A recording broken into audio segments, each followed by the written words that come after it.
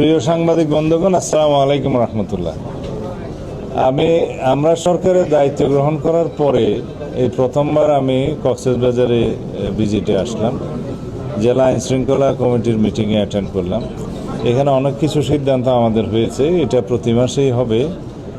আজকে যে গুরুত্বপূর্ণ সিদ্ধান্ত হয়েছে তা হলো আমরা কক্সবাজার সমুদ্র সৈকতকে একটা শৃঙ্খলার মধ্যে নিয়ে আসব এবং এখানে সমস্ত অবৈধ যে স্থাপনা বা অস্থায়ী স্থাপনা যেগুলো হয়েছে এগুলো এক সপ্তাহের ভিতরে ক্লিন হবে।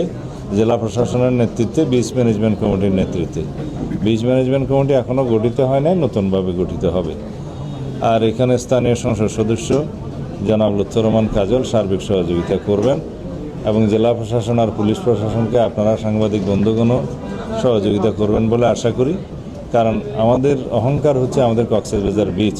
সারা বাংলাদেশে একটাই জায়গা আছে ভ্রমণের জন্য নাম্বার 1 তালিকায়, সেটা কক্সবাজার সমুদ্র সৈকত। এটাকে আমাদের জাতীয় এবং আন্তর্জাতিক মানে আমাদের উন্নত করতে হবে।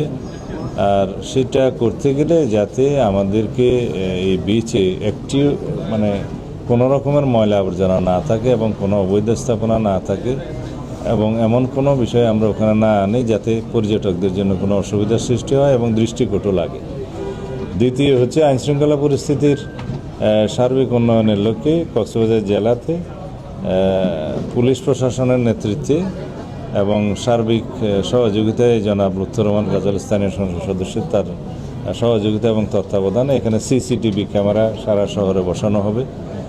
3 নম্বর হচ্ছে মাদক এবং জুয়া, অনলাইন জুয়া, এগুলো বন্ধের জন্য আমরা যা কিছু প্রয়োজন সর্বোচ্চ প্রচেষ্টা করব। সেজন্য আমরা পরিকল্পনা গ্রহণ করার জন্য আইনশৃঙ্খলা বাহিনীকে যারা এখানে সংশ্লিষ্ট আছে সবাইকে অনুরোধ করেছি।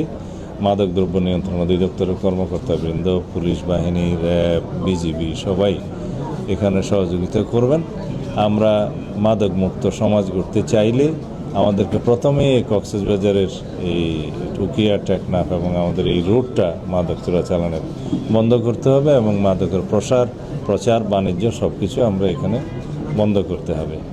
3 নম্বর ইস্যু হচ্ছে ট্রাফিক সিস্টেমের উন্নয়নের জন্য আমাদের মন্ত্রণালয়ের পক্ষ থেকে আরও কিছু জনবল এখানে দেয়া হবে।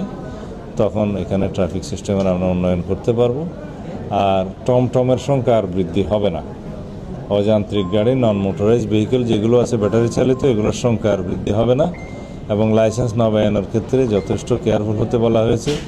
সর্বোচ্চ সংখ্যক যেটা নির্ধারণ করা হয়েছে সেটার উপরে কখনোই আর যাবে না। ক্রমান্বয়ে যেগুলো ড্যামেজ হবে সেই সংখ্যাটা আর ফিল আপ করা হবে না। সেই জায়গাটা খালি থাকতে থাকতে আস্তে আস্তে এগুলোর সংখ্যা কমানো হবে। আর এক লাইসেন্সের অধীনে যেন একাধিক এই সমস্ত টমটম বা নন মোটরাইজ ভেহিকেল না চলে, সেটা যথেষ্ট নজর দেওয়া হবে। যার লাইসেন্সে একাধিক এরকম বাহন চলবে তার লাইসেন্স বাতিল হবে। এইভাবে একটা সুশাসনের মধ্যে নিয়ে আসতে হবে। আর গরিব মানুষরা যাতে কষ্ট না পায় সেই দিকটাও আমরা লক্ষ্য রাখবো। এর বাইরে আরও অনেক কিছু আমরা সিদ্ধান্ত নিয়েছি যেগুলো আপনারা জানতে পারবেন। জেলা প্রশাসনের পক্ষ থেকে এগুলো রেজলিউশন আকারে প্রচার করা হবে। আশা করে আমাদের সার্বিক সহযোগিতায় এবং সমাজের প্রত্যেক শ্রেণী পেশার মানুষের সহযোগিতায়, বিশেষ করে সাংবাদিক বন্ধুদের আন্তরিক সহযোগিতায় আমাদের আইনশৃঙ্খলা পরিস্থিতি উন্নয়ন সহ অন্যান্য সমস্ত বিষয়ে আমরা শৃঙ্খলা ফিরিয়ে আনতে পারব। ধন্যবাদ।